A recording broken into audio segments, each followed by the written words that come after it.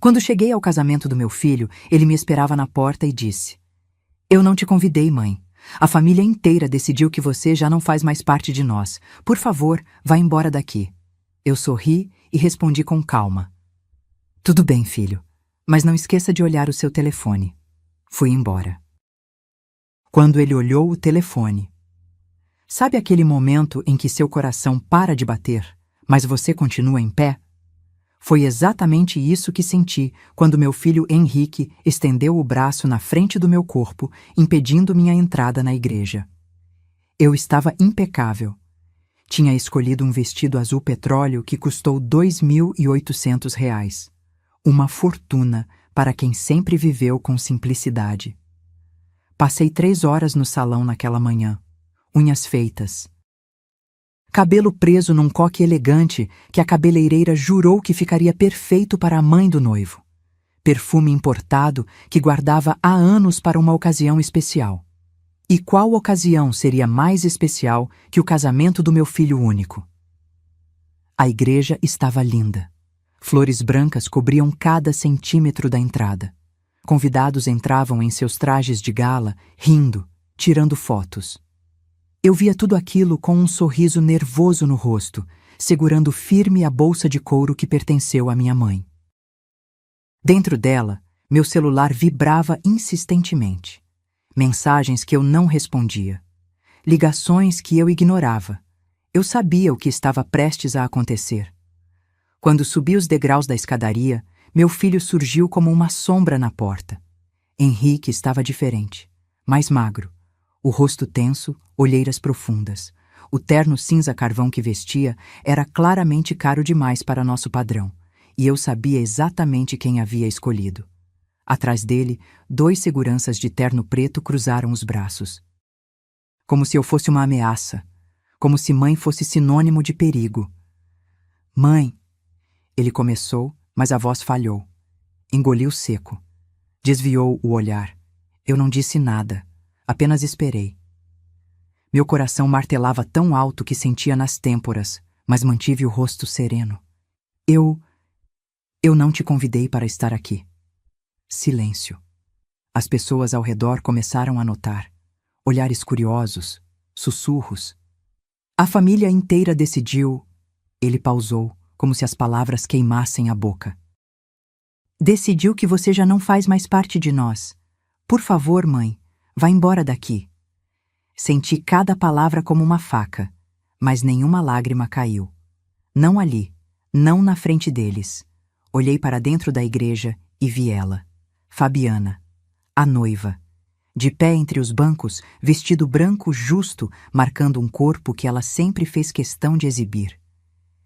Ela me encarou com aquele sorrisinho de canto de boca, aquele sorriso de quem havia ganhado.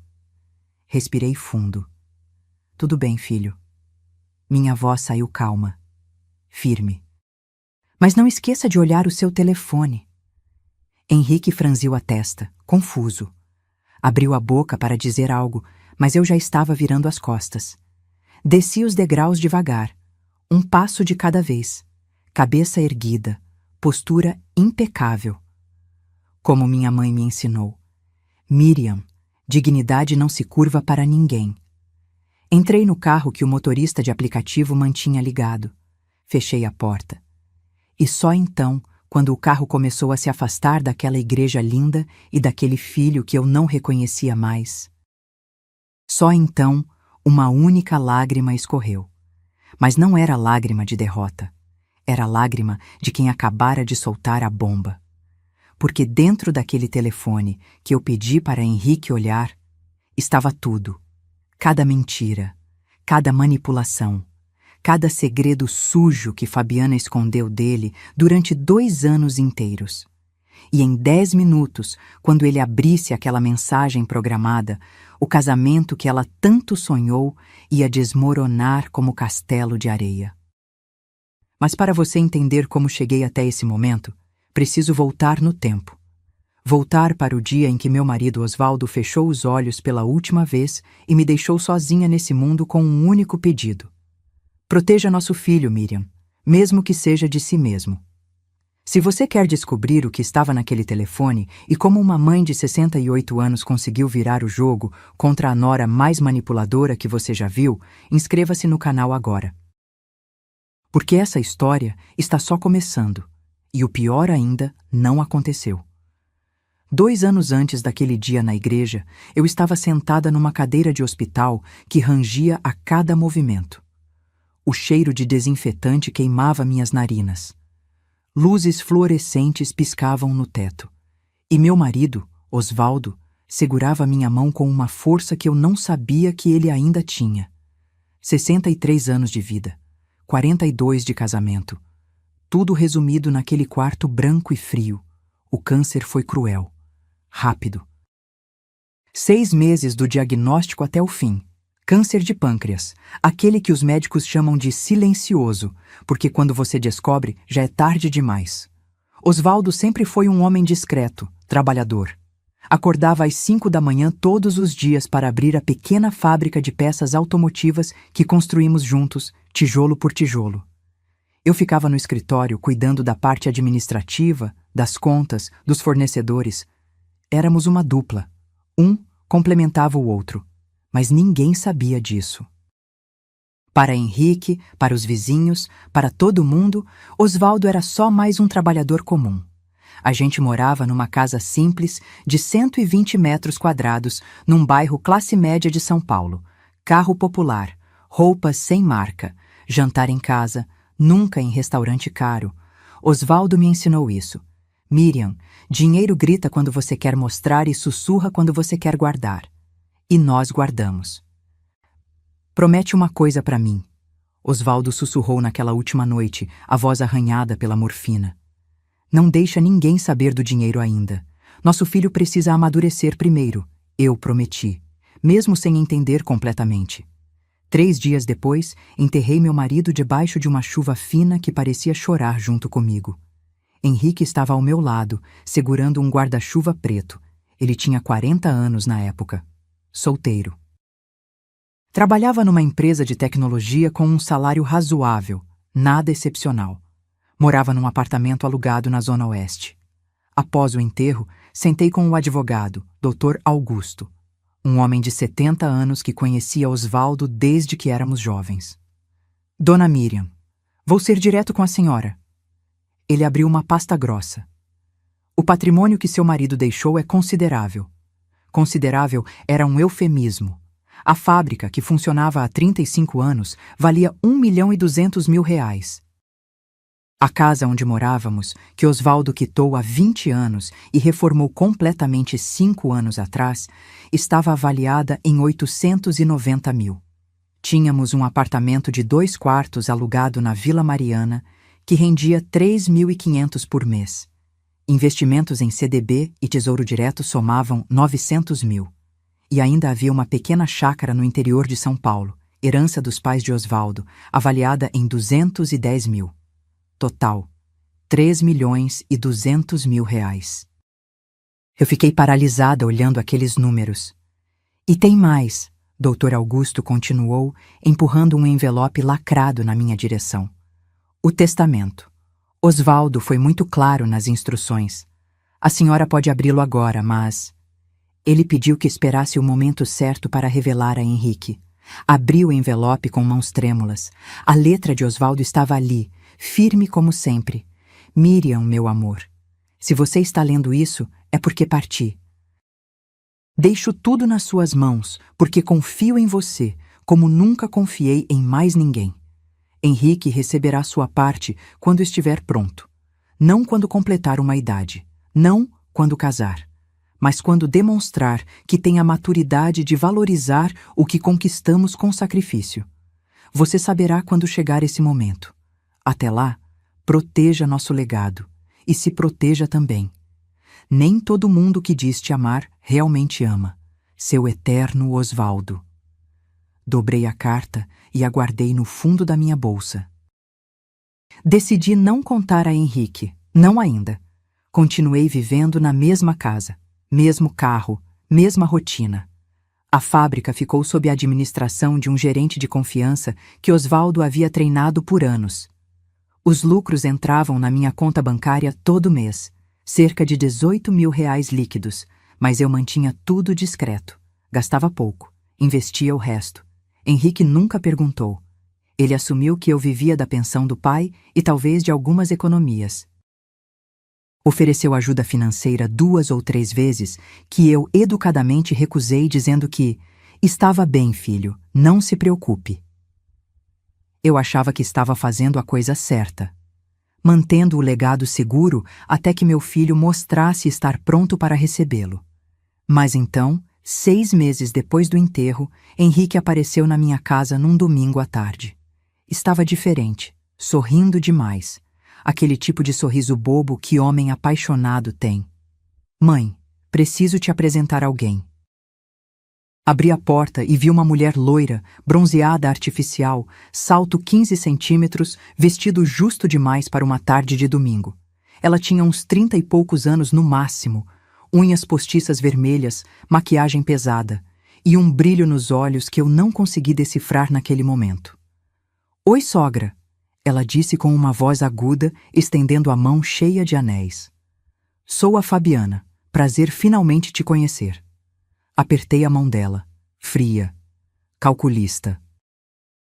E naquele exato momento, mesmo sem saber conscientemente, algo dentro de mim se arrepiou. Porque eu acabara de conhecer a pessoa que tentaria destruir tudo que Osvaldo e eu construímos. A pergunta que eu não sabia naquela tarde de domingo era quem ela realmente era. E por que meu filho, sempre tão sensato, estava completamente cego para o perigo que estava entrando pela porta da nossa vida? Fabiana entrou na minha sala como quem já era dona do lugar. Não tirou o salto. Não perguntou se podia sentar. Simplesmente se jogou no sofá de 3 lugares que Osvaldo e eu compramos há 15 anos. Cruzou as pernas e começou a examinar cada canto da casa com aqueles olhos de gavião. Que casa charmosa, dona Miriam, ela disse, mas o tom não combinava com as palavras. Bem, vintage, né? Essas coisas antigas têm um valor sentimental que dinheiro nenhum paga. Vintage. Ela chamou minha casa de vintage. Henrique estava radiante, sentado ao lado dela como um cachorro obediente. Segurava a mão dela com aquele jeito protetor que me deu um aperto no peito. Meu filho nunca tinha sido de namorar muito. Tímido, focado no trabalho. E, de repente, aparecia com aquela mulher que parecia ter saído de um reality show. Mãe, a Fabi é influenciadora digital, Henrique anunciou com orgulho. Tem mais de 28.000 seguidores no Instagram. Fabiana deu uma risadinha e acenou com a mão, como se fosse modéstia. Mas eu vi o brilho de satisfação nos olhos dela. Ah, amor, não é nada demais. Só compartilho um pouquinho da minha rotina. Moda, viagens, essas coisas. Ela me lançou um olhar estudado. A senhora tem Instagram, dona Miriam? Não, filha, não tenho paciência para essas tecnologias. Imagino. Ela sorriu. A geração da senhora não cresceu com isso, né? Deve ser difícil acompanhar. A geração da senhora. Pronto. Primeira alfinetada. Sutil, mas certeira. Servi café e bolo de fubá que eu tinha feito pela manhã. Fabiana pegou um pedaço minúsculo, deu uma mordida de formiga e deixou o resto no prato. Que delícia, sogra. Mas não posso exagerar. Ela deu tapinhas na barriga lisinha. Tenho que manter a forma, né? Trabalho com imagem. Enquanto conversávamos, notei algo estranho. Fabiana não parava quieta. Os olhos dela vagavam. Olhava para o relógio antigo na parede, para a estante de livros, para as fotografias de família e, principalmente, para uma escrivaninha de mogno que ficava no canto da sala. Henrique me contou que o Sr. Osvaldo tinha um negócio próprio, né? Ela perguntou casualmente, mexendo no celular. Uma oficina era. Fábrica de peças automotivas. Corrigi. Ah, que legal! Dessas pequenininhas, artesanais. Pequenininha, artesanal. Era um bom negócio, respondi seca. Com certeza, ela concordou rápido demais. Esses negócios de família sempre têm um valor especial, A senhora continua tocando ou... Tenho um gerente de confiança cuidando. Vi o olhar dela brilhar, como uma cobra que acabou de sentir o cheiro do rato. Que maravilha que a senhora consegue tocar tudo sozinha. Ela se inclinou para a frente. Imagino que seja muita responsabilidade. Papelada, impostos, essas coisas. Na sua idade deve ser cansativo, né? Na minha idade. Segunda alfinetada. Henrique não percebeu nada. Estava entretido com o celular, provavelmente respondendo mensagens de trabalho. Me viro bem. Respondi, mantendo o tom educado. Fabiana levantou do sofá e começou a caminhar pela sala. Passou a mão nos móveis. Parou em frente a uma fotografia antiga de quando Henrique tinha 5 anos. Vocês sempre moraram aqui? Há 38 anos. Nossa, quanto tempo! Ela riu. Aposto que a senhora já pensou em mudar para algo menor, mais prático, né? Casa dá muito trabalho quando a gente fica mais velha. Mais velha. Terceira. Nunca pensei nisso. Menti, porque eu estava começando a entender o jogo. Ela continuou andando e, de repente, fez algo que me deixou alerta. Abriu a gaveta da escrivaninha. Ai, desculpa, ela disse, fechando rápido. Achei que era um porta-retrato. Que mania minha de mexer em tudo. Mas eu vi. Vi ela dar uma olhadinha rápida no que tinha lá dentro. Documentos, contas, papéis da fábrica que eu tinha deixado sobre a mesa. Henrique finalmente levantou o olhar. Fabi, amor, para de bisbilhotar as coisas da minha mãe. Ele riu, mas era daquele jeito sem graça. Desculpa, sogra. Ela voltou para perto dele e se agarrou no braço do meu filho. É que eu adoro casas com história. E essa aqui tem tanta. O resto da tarde foi mais do mesmo. Perguntas casuais sobre a casa, sobre a aposentadoria do Osvaldo, sobre planos futuros. Ela pescava informações como quem não quer nada, soltando elogios envenenados no meio.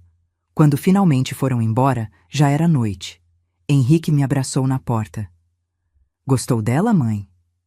Olhei para Fabiana, que já estava no carro mexendo no celular. Ela parece... interessante. Foi tudo que consegui dizer. Eu sei que foi rápido, mas... Henrique sorriu daquele jeito que me partiu o coração. Acho que ela é a pessoa certa, sabe? Apertei a mão do meu filho. Se você é feliz, filho, eu estou feliz. Menti de novo, porque naquela noite, deitada na cama, olhando para o teto, eu sabia exatamente o que tinha acabado de entrar na minha vida. Uma mulher que não amava meu filho. Uma mulher que tinha visto algo naquela gaveta. Alguma informação. Algum número. E agora estava calculando. Calculando quanto valia a vida que eu e Osvaldo construímos. O que eu não sabia naquele momento é que Fabiana já estava 3 passos à frente.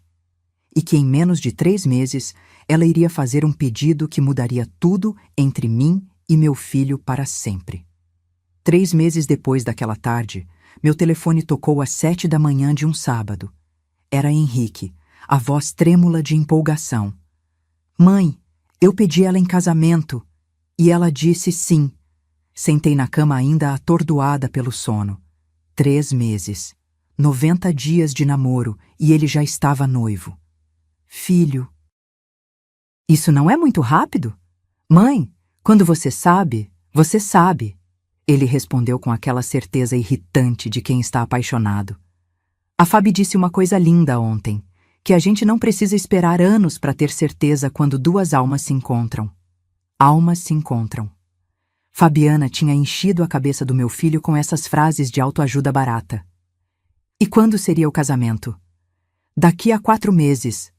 A Fabi não quer esperar muito. Diz que já perdeu tempo demais com relacionamentos que não deram certo. 4 meses. Do pedido à cerimônia. Mal dava tempo de conhecer a família dela direito, de verificar quem ela realmente era. Mas eu mordi a língua e disse: Parabéns, meu filho. Fico feliz por você. 2 semanas depois, eles apareceram na minha casa novamente. Fabiana estava diferente, mais confiante, como se agora tivesse direitos que antes não tinha. Sentou no mesmo sofá, mas dessa vez colocou os pés descalços em cima da mesinha de centro. Sogra, a gente precisa conversar sobre o casamento. Ela começou tirando o celular da bolsa. Já escolhi o buffet, a igreja, o vestido. Tudo de primeira linha, obviamente. Afinal, só se casa uma vez, né? Henrique sorriu sem graça ao lado dela. Fabi vai direto ao ponto. Ela suspirou dramaticamente. Tá. É que assim, dona Miriam... A gente tá começando uma vida juntos, sabe? E casamento custa caro, muito caro. Ela me encarou diretamente. Então a gente pensou, já que a senhora é mãe do noivo, que tal ajudar com as despesas? Aquilo não era um pedido, era uma cobrança disfarçada de conversa informal. Quanto vocês estão pensando? Perguntei. Fabiana digitou algo no celular e virou a tela para mim. 45 mil reais. Senti o ar faltar por um segundo. É uma festa para 150 convidados. Ela explicou como se estivesse justificando um investimento. Buffet completo, open bar premium, decoração de revista. Não dá para fazer menos que isso, sogra. As pessoas esperam qualidade. Olhei para Henrique. Ele desviou o olhar. Filho, você concorda com esse valor? Mãe, eu sei que é muito, mas... Ele coçou a nuca, nervoso. A mãe da Fabi já ofereceu 80 mil reais. Seria justo você colaborar também, não acha? 80 mil reais. A mãe de Fabiana. Algo não batia. Uma mulher que dava 80 mil para o casamento da filha, mas a filha morava num apartamento alugado de um quarto na Zona Sul? Uma influenciadora com 28 mil seguidores que mal conseguia fechar parcerias? Mas eu engoli a desconfiança. Tudo bem. Vou transferir 45 mil. Fabiana bateu palmas como uma criança. Ah, sogra! Sabia que podia contar com a senhora. No dia seguinte fiz a transferência. Henrique me ligou à noite, agradecendo. A voz estava estranha. Forçada. Como se estivesse lendo um roteiro. Pensei que aquilo seria o fim. Que depois desse investimento no casamento deles, as coisas voltariam ao normal. Mas 2 semanas depois, Fabiana ligou. Sozinha. Oi, sogra. Tudo bem? Tudo, Fabiana. Precisava de algo? Olha, é chato falar disso, mas... Ela fez uma pausa calculada. A gente fez as contas de novo e o dinheiro que você deu não vai cobrir tudo. O buffet aumentou o preço. A decoradora cobrou mais porque a igreja é grande. Sabe como é, né? Cerrei os punhos. Quanto mais? Só mais 35 mil. Assim a gente fecha direitinho. 35 mil. Só? Fabiana, isso já passa de 80 mil reais. É muito dinheiro. Eu sei, sogra, mas minha mãe já deu a parte dela. Não posso pedir mais para ela. A voz ficou manhosa. E a senhora não ia querer que o casamento do seu único filho ficasse pela metade, ia? Chantagem emocional. Pura e simples. Vou ver o que posso fazer. Ai, obrigada, sogra. Sabia que a senhora ia entender. Desliguei o telefone e fiquei olhando para a parede da sala. A mesma parede que tinha a foto de Osvaldo sorrindo. Aquele sorriso que dizia, eu avisei, Miriam. No fim, transferi os 35 mil. Não porque achei certo, mas porque era o casamento do meu filho. E mães fazem sacrifícios, mesmo quando sabem que estão sendo manipuladas. Quando o dinheiro caiu na conta, esperei um agradecimento, uma ligação, uma mensagem. Nada. Fabiana sumiu por 3 semanas. Henrique mandava mensagens curtas, sempre ocupado. Mãe, depois a gente conversa. Mãe, tô correndo aqui. Mãe, a Fabi tá estressada com os preparativos. E então, 1 semana antes do casamento civil, que descobri por acaso através de uma postagem no Instagram de Fabiana, recebi uma mensagem no WhatsApp. Era uma foto. Fabiana e Henrique no cartório. Já casados, no civil. A legenda dizia: cerimônia íntima e especial, só com as pessoas mais importantes. Eu não estava lá. Meu filho tinha se casado e eu nem fui convidada. Liguei para Henrique 5 vezes, todas caíram na caixa postal. Finalmente, ele retornou à meia-noite. Mãe, desculpa, foi tudo muito corrido. A Fabi queria algo pequeno, só família mesmo. Eu sou sua família, Henrique. Silêncio do outro lado. É, mãe, mas... A Fabi tem uma visão diferente de família. E eu preciso respeitar isso. Desliguei o telefone. E naquela noite, pela primeira vez, entendi que meu filho não era mais meu. Ele agora pertencia a ela. O que eu não imaginava é que aquilo era só o começo, porque Fabiana não queria apenas meu dinheiro, ela queria tudo. E o próximo pedido ia doer muito mais do que 80 mil reais. O casamento na igreja estava marcado para dali a 3 meses. Mas depois do casamento civil, algo mudou. Não foi de uma hora para outra. Foi como veneno gotejando devagar na água. Primeiro, os almoços de domingo. Durante 40 anos, todo domingo era sagrado na nossa família. Osvaldo fazia churrasco no quintal. Eu preparava farofa, vinagrete, aquela maionese especial que levava 3 tipos de batata. Henrique chegava meio-dia, ficava até às 5 da tarde. A gente conversava, ria, assistia futebol juntos. Depois que Osvaldo morreu, mantive a tradição. Henrique continuou vindo. Era meu único dia com ele. Até Fabiana entrar na jogada. O primeiro domingo após o casamento civil, Henrique cancelou em cima da hora. Mãe, a Fabi não tá se sentindo bem. Acho que é enxaqueca. Tudo bem. Acontece. Segundo domingo. Mãe, a gente já tinha combinado almoço na casa da mãe dela. Esqueci de te avisar. Terceiro domingo. Mãe, preciso descansar. Semana foi puxada. Quarto domingo.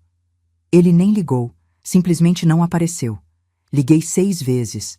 Todas caíram na caixa postal. Mandei mensagem. Filho, está tudo bem? Estou preocupada.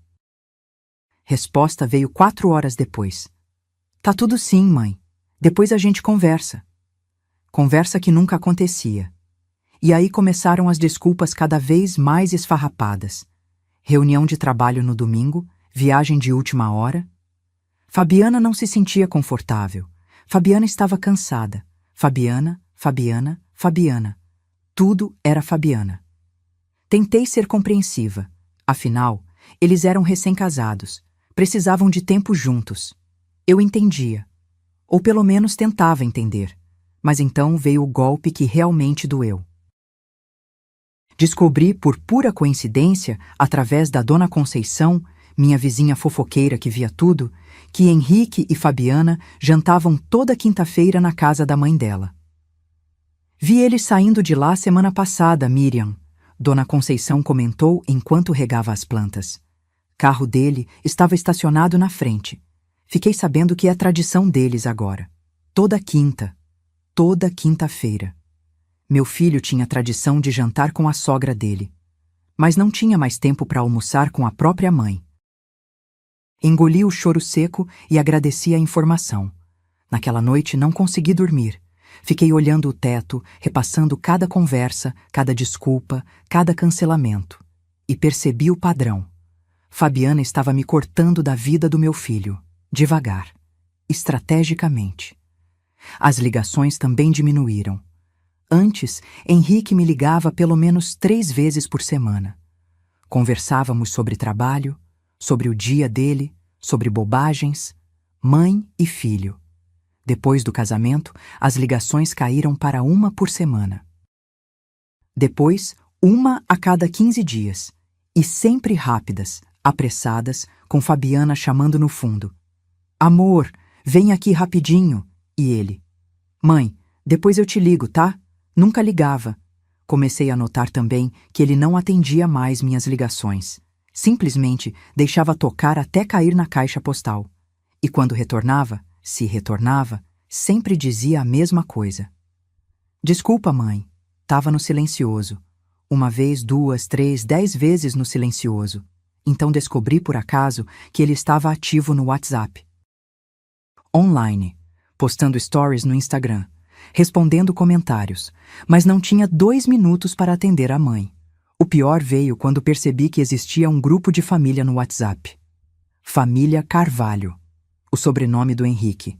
Descobri porque Fabiana postou uma foto lá e alguém, provavelmente sem querer, mandou um print para o status público. Era uma foto de um churrasco, na casa da mãe de Fabiana. Henrique estava lá, sorrindo, com um copo de cerveja na mão. A legenda dizia: "Família reunida é tudo." Abri meu WhatsApp, procurei o grupo. Não existia, pelo menos não para mim. Eles tinham criado um grupo de família, e eu não fui incluída. Fui até a casa de Henrique no dia seguinte. Bati na porta 3 vezes antes que Fabiana abrisse, de roupão, cara de sono fingida. "Oi, sogra, tudo bem?" O tom era gelado. "Preciso falar com o Henrique. Ele tá dormindo ainda. Chegou tarde ontem do trabalho. Eram 11 da manhã. Posso esperar." "Olha, sogra, é que a gente tá com um dia corrido hoje. Talvez seja melhor ligar antes, sabe? Pra não pegar a gente de surpresa." Pegar de surpresa. Na própria casa do meu filho, eu precisava avisar antes. "Fabiana, eu só quero falar 5 minutos com ele." Ela suspirou, irritada. "Henrique!" gritou para dentro. "Sua mãe tá aqui." Henrique apareceu de bermuda e camiseta amassada. Olheiras fundas. Ele parecia menor, como se tivesse encolhido. "Oi, mãe."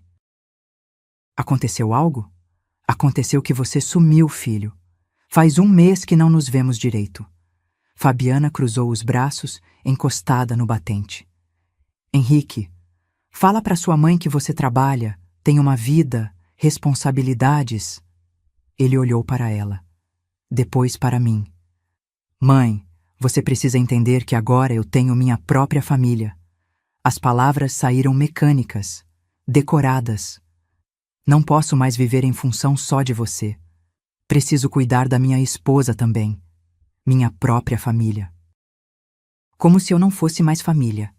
"Entendo, filho." Minha voz saiu embargada. "Só não queria que você me esquecesse." "Ninguém tá esquecendo ninguém, mãe." Mas ele não me olhava nos olhos. "É só uma fase de adaptação." Fabiana bocejou alto, teatralmente. "Henrique, amor, preciso que você me ajude com uma coisa lá dentro." Ele acenou para mim constrangido e fechou a porta. Fiquei ali, parada no corredor daquele prédio, ouvindo meus próprios passos ecoarem enquanto voltava para o elevador. E então veio o meu aniversário. 68 anos. Primeira vez sem Osvaldo. Primeira vez verdadeiramente sozinha. Acordei esperançosa. Talvez Henrique se lembrasse, talvez aparecesse de surpresa, com um bolo, com um abraço. 12:00. Nada. 3 da tarde. Silêncio. 6 da noite. O telefone não tocou. 10 da noite, me arrastei até a cama. Apaguei as luzes. E chorei pela primeira vez desde o enterro de Osvaldo.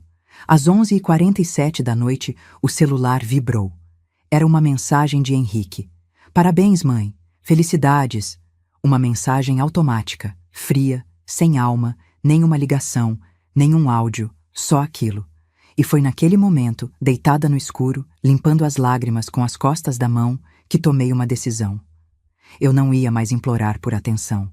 Não ia mais mendigar o amor do meu próprio filho. Se Fabiana queria guerra, ela teria.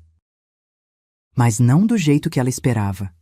Porque o que ela não sabia é que mãe ferida não chora para sempre. Uma hora, ela levanta. E quando levanta, não pede licença. Apenas age. 3 semanas após o meu aniversário esquecido, o telefone tocou. Era Henrique. Mas não era a voz dele que eu conhecia. Era uma voz animada demais, forçada. "Mãe, tenho uma notícia incrível." Meu coração apertou. Notícia incrível vindo de quem me esqueceu por 1 mês inteiro não soava bem. "Que notícia, filho?" "A Fabi tá grávida." Silêncio. Grávida. Eles casaram faz 3 meses e ela já estava grávida. "Mãe, você tá aí?" "Estou, filho. Parabéns." Forcei entusiasmo na voz. "Quando você descobriu?" "Ontem. Fizemos o teste e deu positivo." Ele estava eufórico. "Você vai ser avó, mãe. Deveria estar feliz. Deveria estar pulando de alegria." Mas algo no meu peito dizia que aquilo era calculado, muito bem calculado. Vou aí te visitar amanhã, filho. Quero ver a Fabiana, conversar sobre... Ah, mãe, melhor não. A Fabi tá meio sensível com o enjoo. Sabe como é no começo da gravidez. Ele interrompeu rápido. Mas olha, a gente vai aí na sua casa no sábado. Precisamos conversar com você sobre uma coisa importante. Importante. Essa palavra nunca vinha sozinha.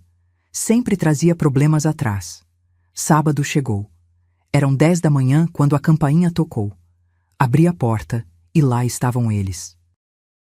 Henrique de calça social e camisa, como se fosse para uma reunião de negócios. Fabiana com um vestido rodado, barriga ainda lisa, uma mão estrategicamente posicionada sobre o ventre. Oi, sogra! Ela entrou sem ser convidada. Nossa, que calor! Posso pegar uma água? Antes que eu respondesse, ela já estava na cozinha, abrindo minha geladeira. Sentamos na sala. Henrique mexia as mãos, nervoso. Fabiana estava tranquila, quase sorridente, como um gato que acabou de encurralar o rato. Mãe, a gente precisa conversar sobre o futuro, Henrique começou. O futuro do bebê. Fabiana completou, acariciando a barriga inexistente. E a gente tá preocupado. Henrique continuou. Porque moramos num apartamento alugado. Pequeno. Um quarto só. Não dá para criar uma criança ali. Fabiana suspirou dramaticamente. Eu sempre sonhei em criar meu filho numa casa. Com quintal. Espaço para ele brincar. Sabe como é, sogra? Apartamento é tão... sufocante.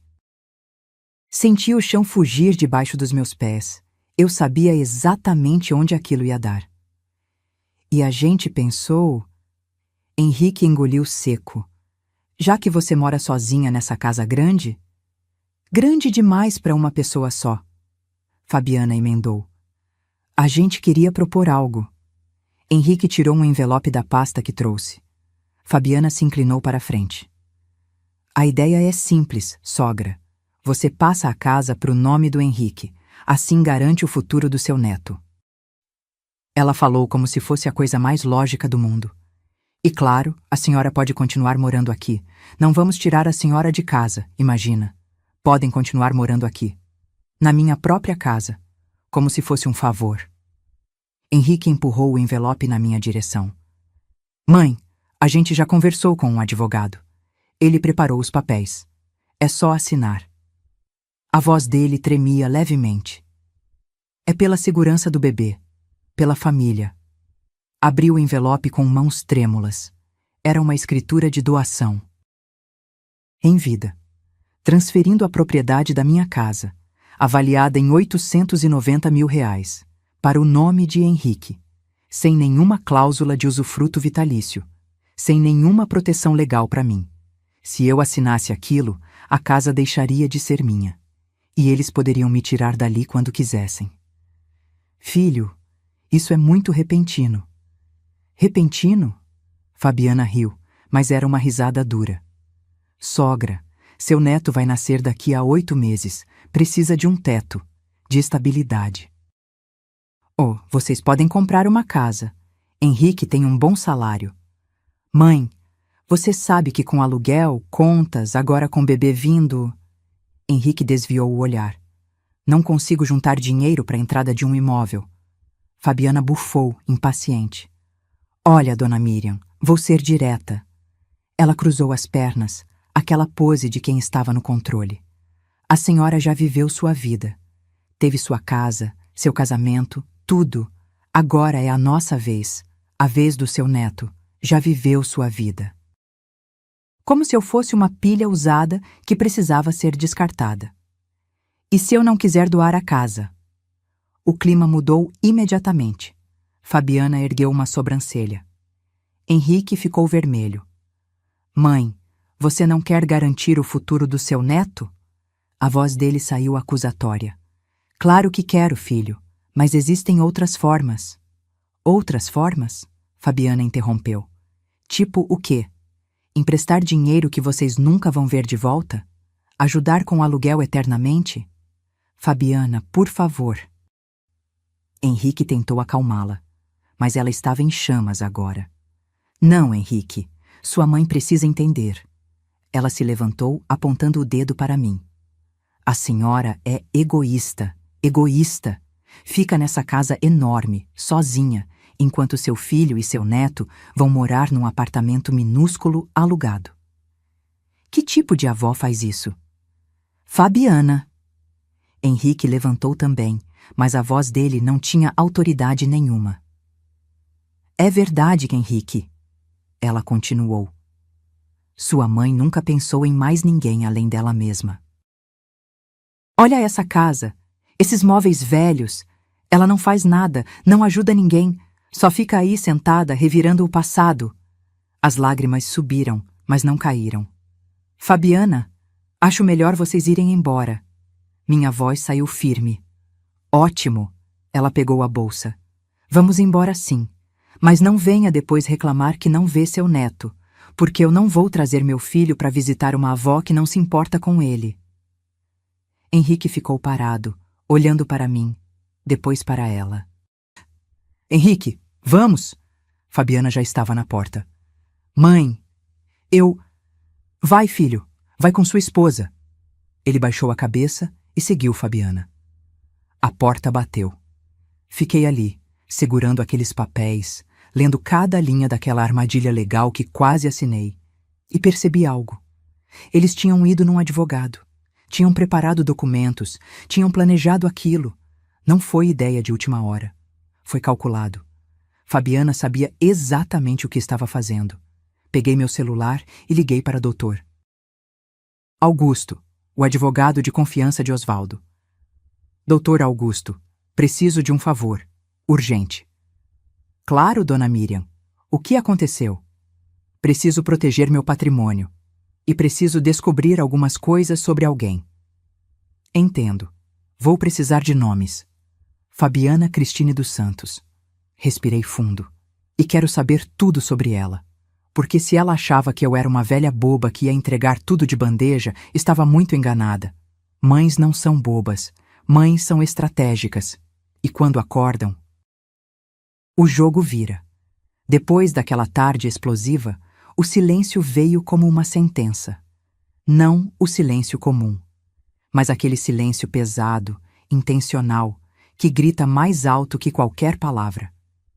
Henrique bloqueou meu número. Descobri quando tentei ligar pela 10ª vez numa terça-feira à noite. Em vez de cair na caixa postal, ouvi aquela mensagem automática. O número que você discou não pode receber chamadas. Tentei pelo WhatsApp. Minha mensagem não chegava. Uma bolinha cinza. Nunca 2 risquinhos azuis. Bloqueada. Meu filho tinha me bloqueado. Durante 3 dias, fiquei em estado de choque. Não conseguia comer. Não conseguia dormir direito. Ficava olhando para o telefone, esperando que fosse engano, que ele desbloqueasse, que ligasse pedindo desculpas. Nada. As semanas começaram a passar. 1, 2, 3. Tentei mandar carta. Voltou com destinatário recusou receber. Fui até o prédio onde moravam. O porteiro, constrangido, disse que tinha ordens para não me deixar subir. Desculpa, dona Miriam, mas eu posso perder meu emprego. Voltei para casa destruída. Comecei a seguir Fabiana no Instagram de um perfil fake que criei, só para saber notícias do meu filho, para ver se ele estava bem. E foi assim que descobri sobre o chá de bebê. A postagem apareceu numa quinta-feira. Fabiana tinha colocado stories com convite rosa e azul. Chá revelação do nosso príncipe. Decoração cara. Balões personalizados. Mesa de doces gigante. E uma legenda que me cortou. Só com quem realmente importa. Família de verdade. Eu não fui convidada. Nem sabia o sexo do meu neto. Naquele dia, sentei no chão da sala e chorei. Chorei como não chorava desde que enterrei Osvaldo. Soluços fundos que saíam do peito, daqueles que doem fisicamente. Tentei mandar um presente. Comprei um kit completo de roupinhas de bebê. Azul, já que soube pelo Instagram que era menino. Paguei R$ 240. Embrulhei com papel de presente bonito. Coloquei um cartão. Para meu neto, com todo o amor da vovó que ainda espera conhecê-lo. Vovó Miriam. Mandei pelos correios com aviso de recebimento. 5 dias depois, a caixa voltou, lacrada, com um bilhete grudado. Devolva ao remetente. Não aceitamos. Segurei aquela caixa no colo e desabei. Não aceitamos. Como se meu amor fosse lixo que se recusa na porta. Os domingos se tornaram os piores dias. Domingo sempre foi dia de família. E agora eu passava sozinha, olhando o relógio marcar as horas, ouvindo o silêncio da casa vazia. Preparava comida demais, por hábito. Fazia arroz para 3 pessoas, feijão em panela grande. E depois guardava tudo em potes que nunca acabavam porque eu comia sozinha. Dona Conceição, a vizinha, começou a me convidar para almoçar com ela aos domingos. Eu recusava educadamente. Tinha vergonha de explicar que meu próprio filho não queria mais saber de mim. Mas ela insistiu tanto que um dia aceitei. Estava tudo delicioso. Mas quando sentei à mesa dela, com a família toda reunida, filhos, netos, risadas, tive que sair correndo antes da sobremesa. Tranquei no banheiro e chorei em silêncio para ninguém ouvir, porque aquilo me mostrava exatamente o que eu tinha perdido. Natal chegou. Osvaldo sempre amava o Natal. Montávamos a árvore juntos, ele e eu. Henrique pequeno pendurava as bolas coloridas. Fazíamos ceia farta, peru, farofa, rabanada. Aquele seria meu primeiro Natal sem Osvaldo. E sem Henrique. Pensei em não montar árvore. Pra quê? Não tinha ninguém para ver. Mas montei assim mesmo, uma pequena de 60 centímetros. Coloquei na mesinha da sala. Comprei luzes pisca-pisca. E na noite de Natal, sentei no sofá, sozinha, comendo uma coxinha de frango requentada que comprei na padaria. A televisão tocava músicas natalinas, famílias felizes nos comerciais, crianças abrindo presentes. Peguei o álbum de fotografias velho que guardava na estante. Abri na primeira página. Henrique recém-nascido. 2,9 kg. Osvaldo segurando ele pela primeira vez, olhos marejados. Virei a página. Henrique com 3 anos, fantasiado de super-homem no Natal. Sorriso banguela. Outra página. Henrique aos 7, aprendendo a andar de bicicleta. Eu segurando no banco, Osvaldo filmando. Henrique aos 15, formatura do 9º ano. Gravata torta, constrangido, mas orgulhoso. Henrique aos 25, formatura da faculdade. Abraçado em mim e no pai. Fechei o álbum e apertei contra o peito. Onde foi que eu errei, Osvaldo? Sussurrei pro vazio. Eu criei esse menino com tanto amor, e agora ele me trata como lixo. Nenhuma resposta veio. Só o som distante de fogos de artifício. Família celebrando. E eu, sozinha, segurando memórias de um filho que não existia mais. Janeiro chegou. Depois, fevereiro. 6 meses sem ver Henrique. 6 meses bloqueada. 6 meses invisível.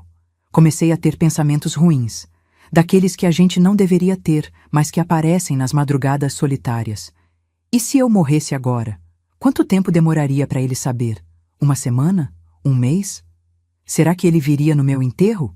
Ou Fabiana convenceria ele a não ir?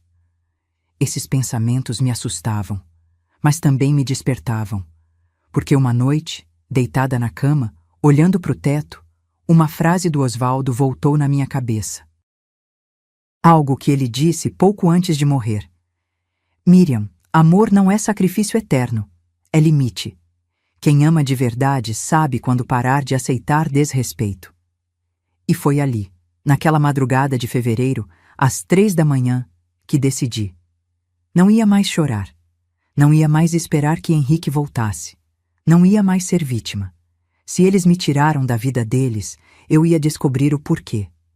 Ia descobrir quem realmente era Fabiana, o que ela queria. E como eu podia proteger meu filho, mesmo que ele não quisesse ser protegido, porque mãe não desiste, mãe estrategista, e eu tinha 6 décadas de experiência de vida, tinha patrimônio, tinha inteligência, e agora tinha motivação. No dia seguinte, às 8 da manhã, liguei para Dr. Augusto. Dr. Augusto, lembra que pedi para investigar a Fabiana? Lembro, dona Miriam. E tenho informações. Muitas informações. Marca um horário. Eu vou aí hoje. Dona Miriam. Ele hesitou. A senhora tem certeza que quer saber? Porque o que descobrimos não é nada bonito. Segurei o telefone com força. Tenho certeza. Preciso saber a verdade. Então venha às 3 da tarde e se prepare. Desliguei o telefone. Olhei para o espelho da sala. Aquela mulher de 68 anos, cabelos grisalhos, olhos cansados, mas agora com um brilho diferente. Não era mais a mãe abandonada chorando no canto. Era uma mulher prestes a descobrir a verdade. E quando você descobre a verdade, não tem volta. Ou você age, ou se torna cúmplice da própria destruição. Eu escolhi agir. O escritório do Dr. Augusto ficava no centro de São Paulo, num prédio antigo de arquitetura clássica. Subi de elevador até o 7º andar, o coração batendo descompassado. Ele me recebeu com aquele olhar sério de quem carrega más notícias. Dona Miriam, sente-se. Apontou para a poltrona de couro. Café? Água? Nada, obrigada. Só quero saber. Ele abriu uma pasta grossa, repleta de documentos, impressões, fotos. Contratei um investigador particular de confiança. Custou R$ 8.500. Ele olhou para mim. Valeu cada centavo. Meu estômago revirou. O que você descobriu? Dr. Augusto respirou fundo e começou. Fabiana Cristine dos Santos, 32 anos, natural de Osasco, divorciada uma vez aos 27 anos. Ele virou a primeira página. A história da influenciadora bem-sucedida é mentira. Os 28 mil seguidores? Comprados. Existem sites que vendem pacotes de seguidores falsos. Ela gastou cerca de R$ 1.200 nisso. Continuou. As parcerias que ela diz ter com marcas, inexistentes. O Instagram dela tem fotos com produtos que ela mesma comprou e depois devolveu às lojas. É tudo cenário. Senti um frio na espinha. E a mãe dela? A mulher que supostamente deu R$ 80.000 para o casamento? Dr. Augusto soltou uma risada amarga. A mãe dela é faxineira. Mora numa casa de 2 cômodos em Francisco Morato. Ganha 1.400 por mês. Ele empurrou uma foto para mim. Não deu R$ 1 sequer para o casamento. Foi tudo mentira. Apertei os punhos. Então o dinheiro que eu dei foi o único dinheiro real que entrou naquele casamento. Ele confirmou. Os 80.000 da festa foram os seus 80.000, dona Miriam. Aquilo doeu mais do que eu esperava. Não pelo dinheiro, mas pela manipulação descarada. Tem mais. Doutor. Augusto abriu outra seção da pasta. Fabiana está endividada, muito endividada. Ele colocou extratos bancários, prints de conversas, processos judiciais. Ela deve R$ 127.000. Sua voz era grave. Divididos entre 7 cartões de crédito no limite, 3 empréstimos pessoais e fornecedores de festas que ela nunca pagou. 127.000, e isso não é o pior. Ele virou outra página. Fabiana tem histórico. Mostrou-me um processo judicial de 2 anos atrás. Ela namorou um empresário chamado Fernando Pacheco, dono de uma rede de farmácias. Homem de 56 anos, viúvo, 3 filhos adultos. Dr. Augusto apontou para as linhas destacadas. Ela aplicou o mesmo golpe. Engravidou. Ou disse que engravidou. Pediu dinheiro para enxoval, para casa, para reformas. Ele deu R$ 68.000. E o bebê? Nunca existiu. Dr. Augusto bateu o dedo no documento. Ela forjou exames. Usou aplicativo de celular para criar ultrassom falso. Quando ele descobriu, processou. Ela devolveu metade do dinheiro num acordo extrajudicial para evitar prisão por estelionato. Senti náusea. Henrique sabe disso? Não. Ela mudou de cidade, mudou de círculo social. Apagou rastros. Ele pausou. Mas tem mais uma coisa, Dona Miriam. E essa vai doer. Ele pegou o celular dele e abriu um vídeo. Nosso investigador conseguiu acesso ao celular dela. Não me pergunte como. Hackeou a conta do iCloud. Ele hesitou. A senhora quer mesmo ver? Quero. Ele apertou play. Era um vídeo gravado dentro de um quarto. Fabiana estava de costas, tirando algo da cintura. Uma barriga postiça de silicone. Ela riu, jogou no armário e disse para a câmera. Cansada dessa merda, mas mais 2 meses e a gente fecha o cerco. Meu sangue gelou. Ela não está grávida. Não. Dr. Augusto confirmou. E tem áudios. Ele colocou um áudio no celular. A voz de Fabiana clara. Amor, escuta. Sua mãe tá segurando a grana. Mas eu sei que ela tem. Vi as pastas na gaveta. Aquela velha tem muito mais dinheiro do que mostra. A gente só precisa forçar a barra. Se ela não der a casa de boa, a gente parte pro plano B. Voz de Henrique incerta. Que plano B, Fabi? Interdição. A gente arruma uns laudos médicos, diz que ela tá com Alzheimer, senil, essas coisas. Aí você vira o tutor legal dela e pega tudo. Parei de respirar.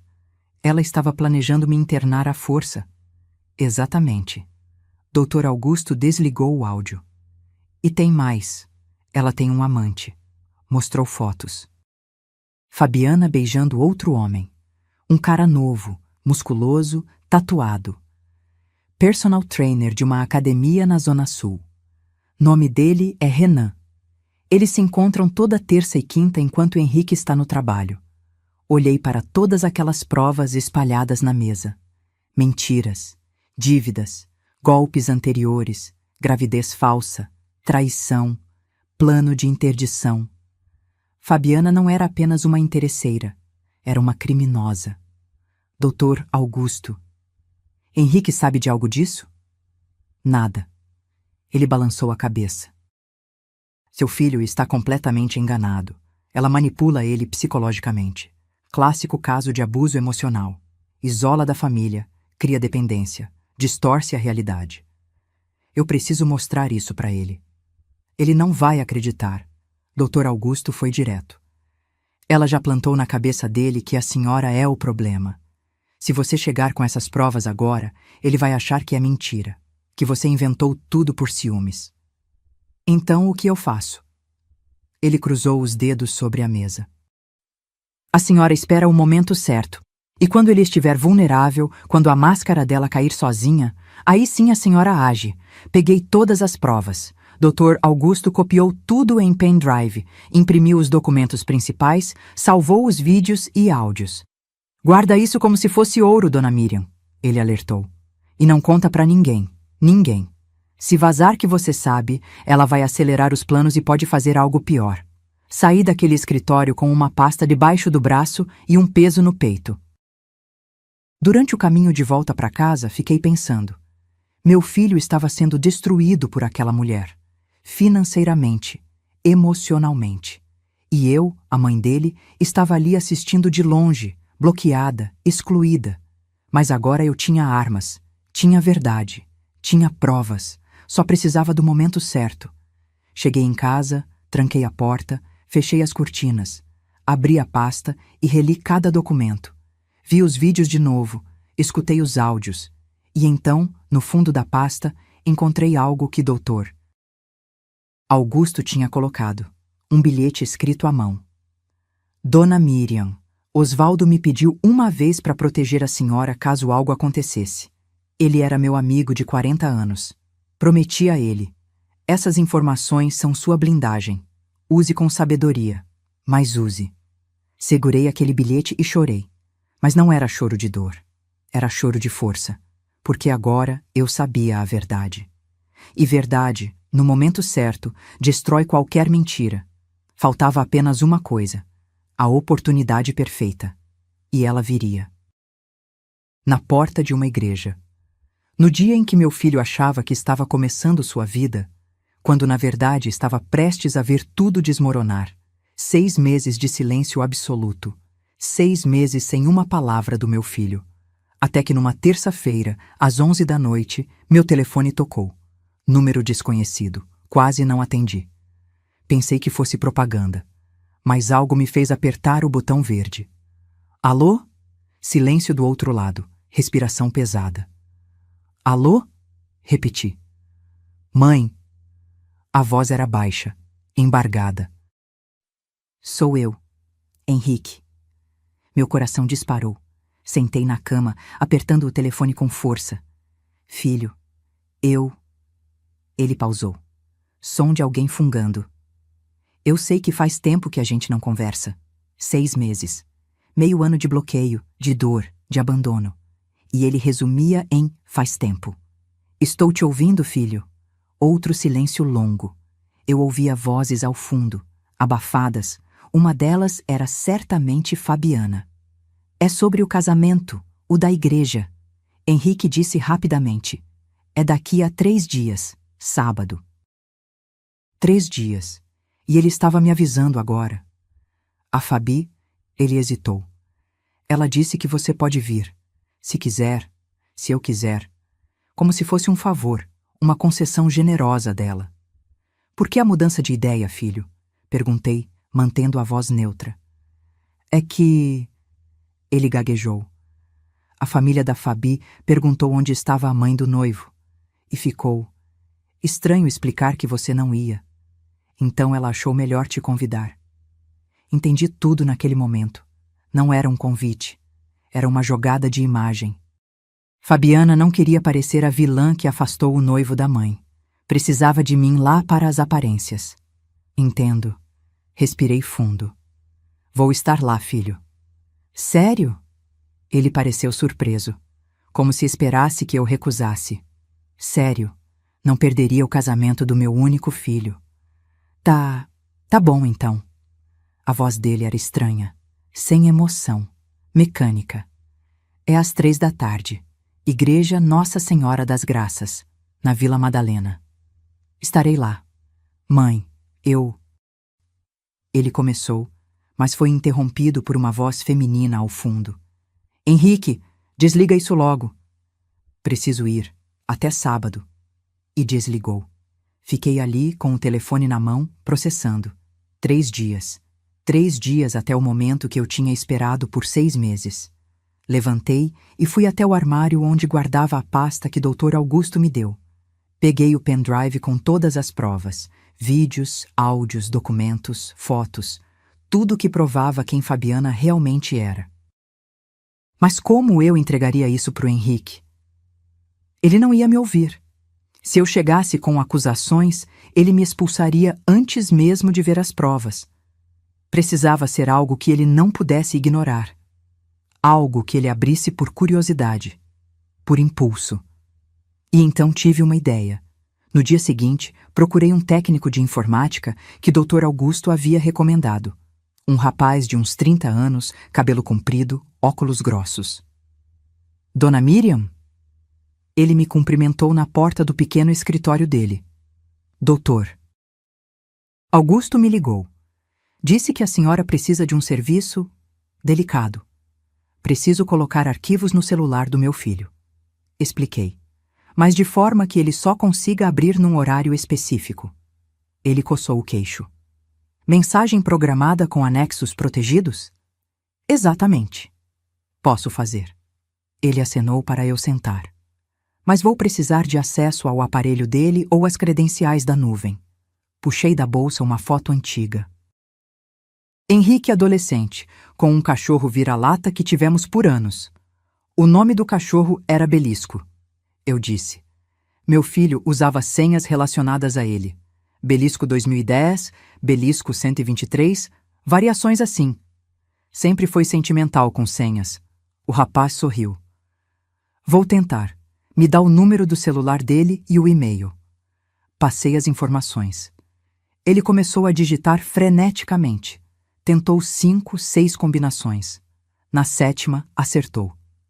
Entrei no iCloud dele. Anunciou vitorioso.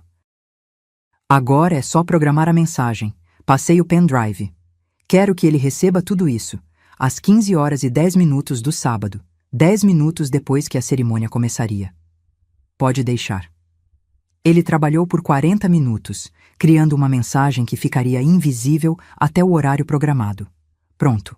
No sábado, às 15h10, vai aparecer uma notificação no celular dele. Quando abrir, vai ter acesso a uma pasta com todos esses arquivos. Ele vai conseguir apagar? Não antes de ver pelo menos parte. A mensagem vai abrir automaticamente em tela cheia. Ele garantiu. E mesmo que tente apagar, os arquivos já vão estar baixados no aparelho dele. Paguei R$ 3.200 em dinheiro. Ele me garantiu sigilo absoluto.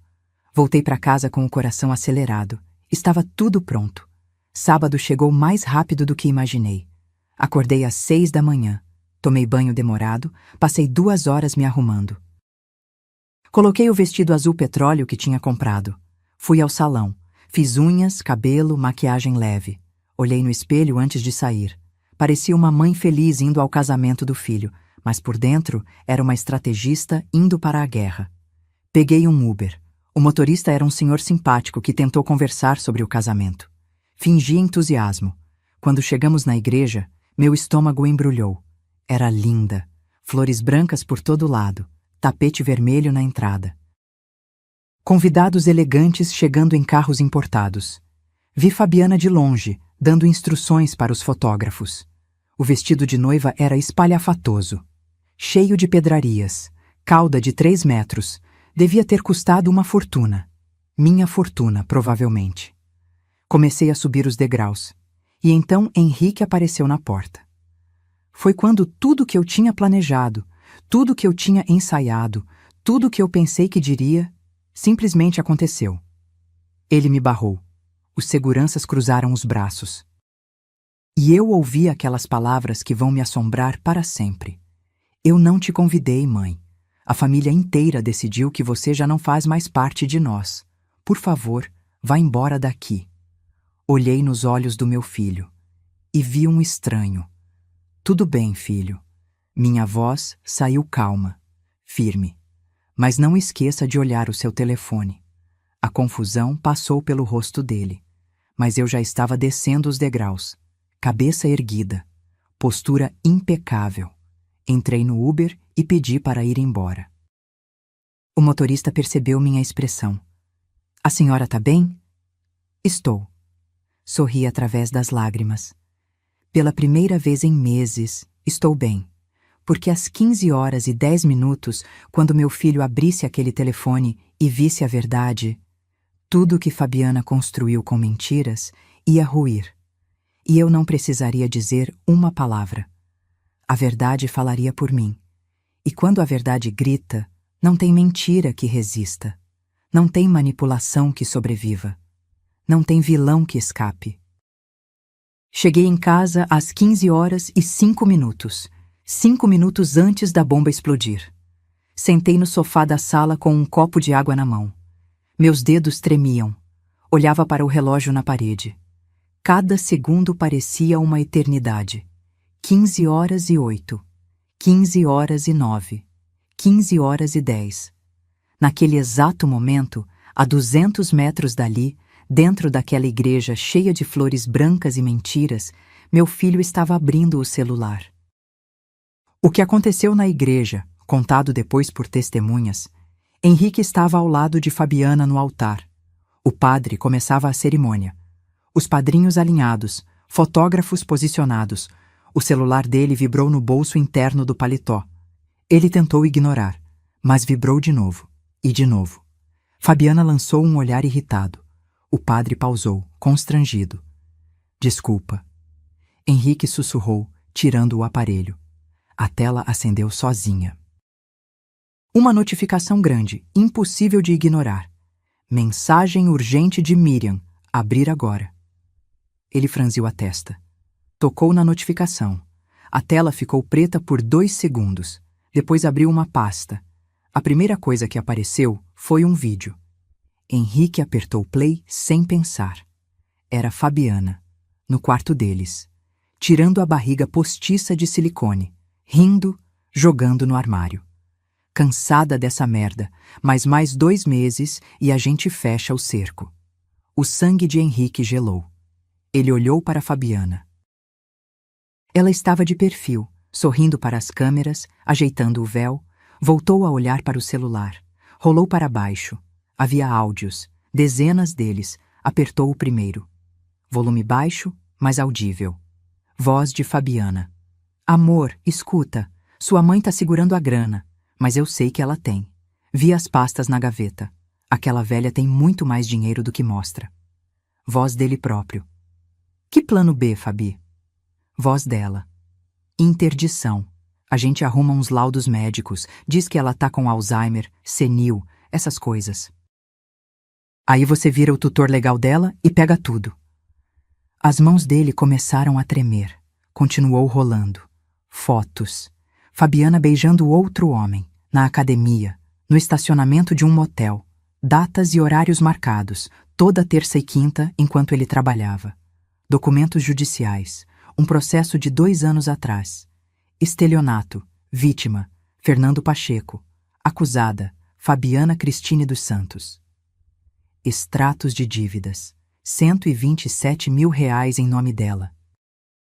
Laudos médicos falsos de gravidez, criados em aplicativos. E, por último, uma mensagem de vídeo da mãe dele. Miriam aparecia sentada na sala, com o rosto cansado, mas firme. Filho, eu sempre soube. Sempre esperei que você percebesse sozinho. Mas já que me tiraram de você, eu não podia deixar que essa mulher destruísse a vida que seu pai e eu construímos para você. O testamento do seu pai está com o Dr. Augusto. Nele você descobrirá que tudo, sempre foi seu. R$ 3.200.000 em patrimônio. A fábrica, a casa, os investimentos. Seu pai deixou em minhas mãos até que você estivesse pronto. Mas essa mulher ao seu lado não te ama, filho. Ela nunca amou. E o bebê que ela diz carregar não existe. Você merece a verdade. E a verdade é esta.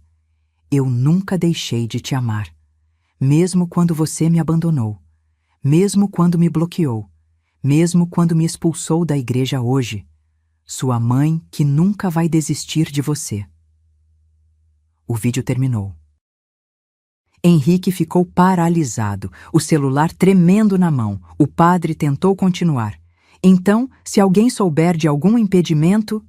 Eu sei! Henrique gritou. A igreja inteira ficou em silêncio. Fabiana virou, assustada. Amor, o que foi? Henrique virou a tela do celular para ela. O vídeo dela tirando a barriga falsa estava em loop. A cor sumiu do rosto de Fabiana. Henrique, eu posso explicar? Você tá grávida? A voz dele saiu trêmula, mas dura. Você tá grávida? Ela abriu a boca. Fechou. Tentou sorrir. Amor, isso é uma edição. Alguém adulterou. Levanta o vestido! Ele berrou. Os convidados começaram a sussurrar. Celulares sendo ligados. Gente gravando. Henrique, não faz escândalo aqui. Levanta essa porra de vestido agora. O padrinho dele, Marcelo, se aproximou. Henrique, calma, cara. Sai da frente. Henrique empurrou o amigo. Olhou para Fabiana com uma fúria que ela nunca tinha visto. Você não tá grávida, nunca esteve. Fabiana começou a recuar. Você tá louco. E você estava planejando internar minha mãe. Ele avançou. Para roubar o dinheiro dela, para roubar minha herança. A mãe de Fabiana levantou da primeira fileira. Henrique, meu filho, você tá confundindo as coisas. A senhora deu R$ 80 mil pro casamento? Ele virou para ela. A senhora que trabalha de faxineira e ganha 1.400 por mês? A mulher empalideceu. Fabiana tentou sair correndo, mas Henrique segurou o véu dela. Você me usou. A voz dele quebrou. Você me afastou da minha mãe, me fez bloquear ela, me fez acreditar que ela era o problema. Henrique, por favor. Fabiana começou a chorar. Eu te amo de verdade. Você ama meu dinheiro. Ele arrancou o véu da cabeça dela. E ainda me traiu com o Renan da academia. Toda terça e quinta. Um dos padrinhos engasgou. O personal trainer? A igreja virou um caos. Gente levantando. Gritaria. Fabiana tentando se explicar. A mãe dela tentando acalmar. Os fotógrafos gravando tudo. Henrique jogou o celular no chão e saiu correndo. Passou pelos convidados, pelos seguranças, desceu os degraus da igreja e entrou no carro. Dirigiu no automático, lágrimas embaçando a visão. 20 minutos depois, tocou a campainha da minha casa. Quando ouvi a campainha, meu coração parou. Abri a porta devagar.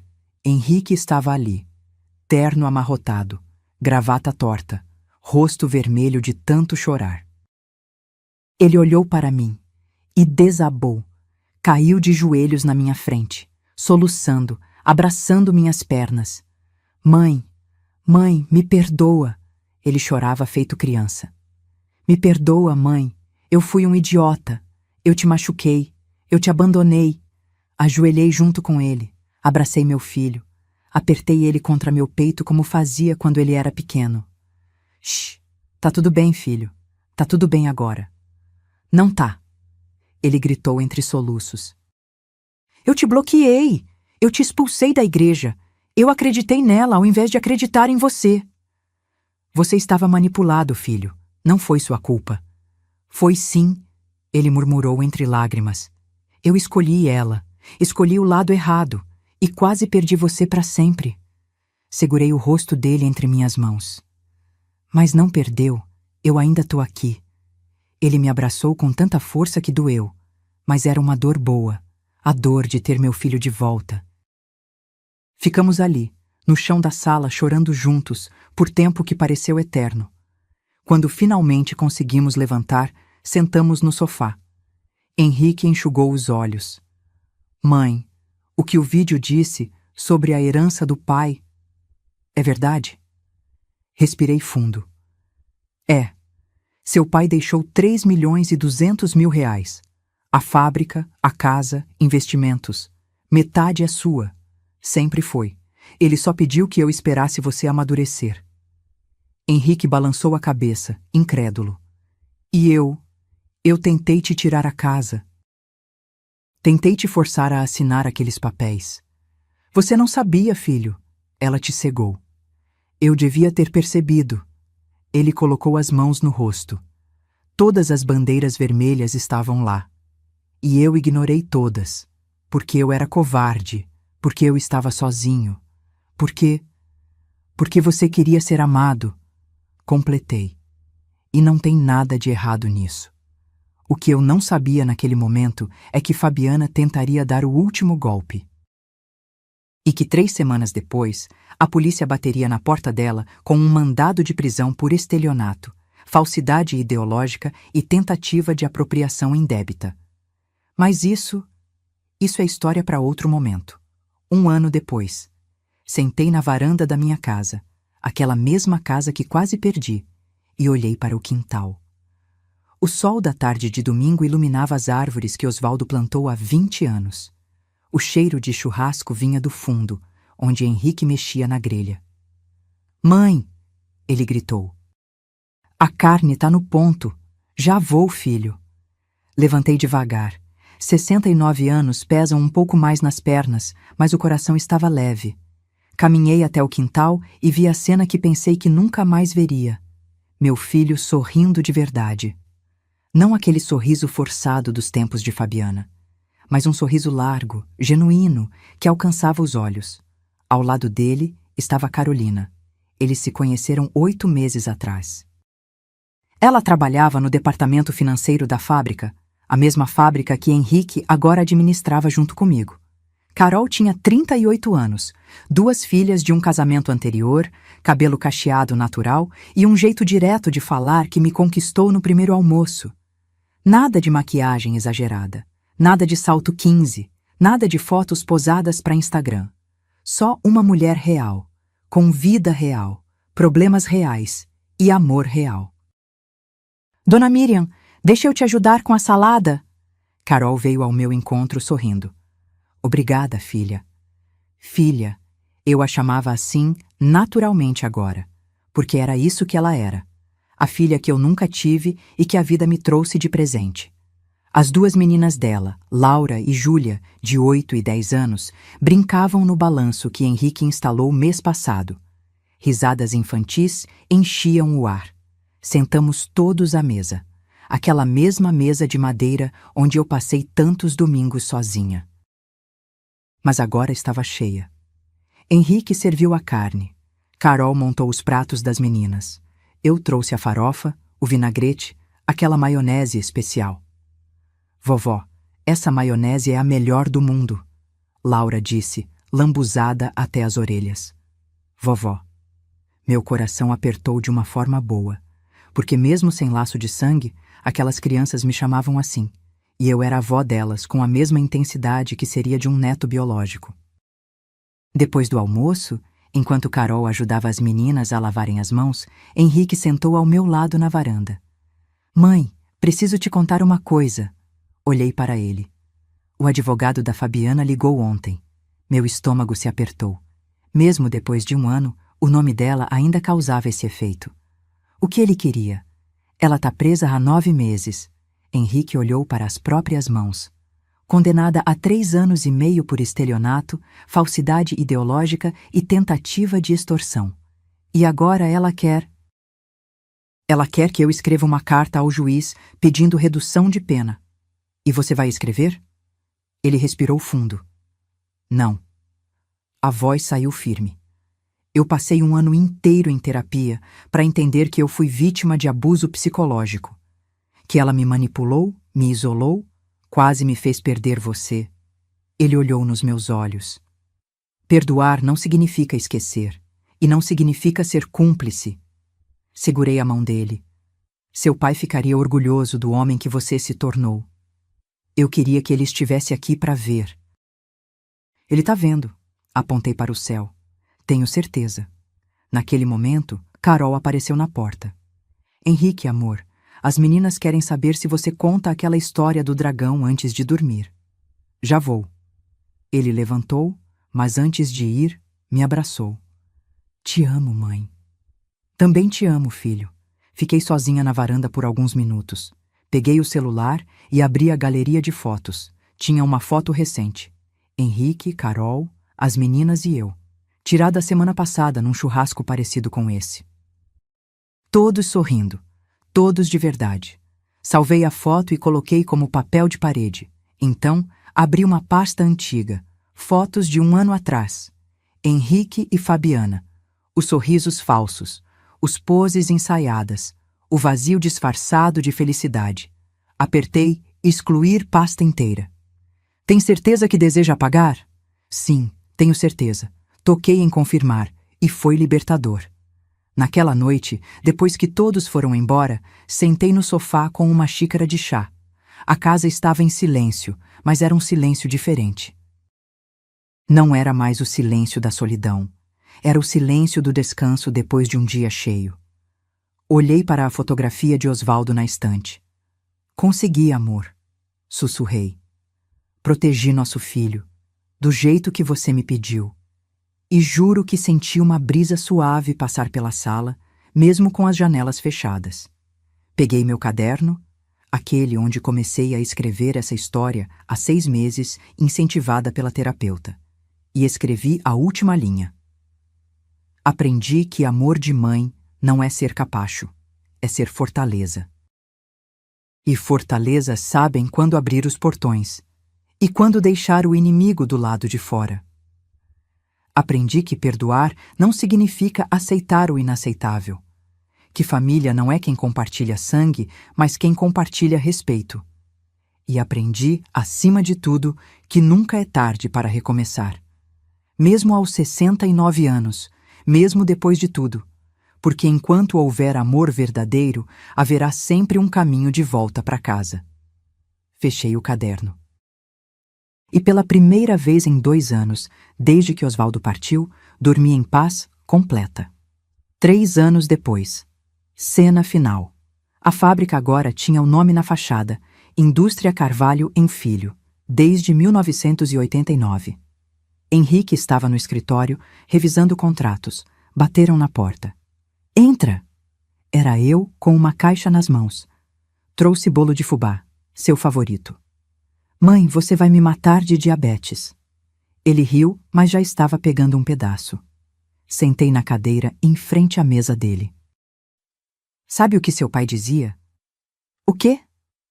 Que legado não é o que você deixa. É como você ensina a pessoa a cuidar do que você construiu. Sorri. E você aprendeu, filho. Aprendeu mesmo.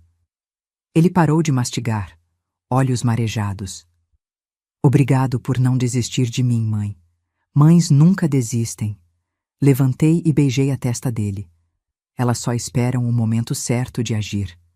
Saí do escritório e olhei para trás uma última vez. Meu filho, no comando, forte, curado, inteiro. E eu, a mulher que quase perdeu tudo, tinha recuperado o que realmente importava. Não o dinheiro, não a casa, não o patrimônio, mas o amor do meu filho. E isso não tem preço. Se essa história tocou seu coração, se você já passou por algo parecido ou conhece alguém que passou, deixe nos comentários de onde você está assistindo. E me conta, você teria tido a mesma força que a Miriam teve? Ou teria desistido no meio do caminho? Essa história é um lembrete de que dignidade não se negocia. Respeito não se implora.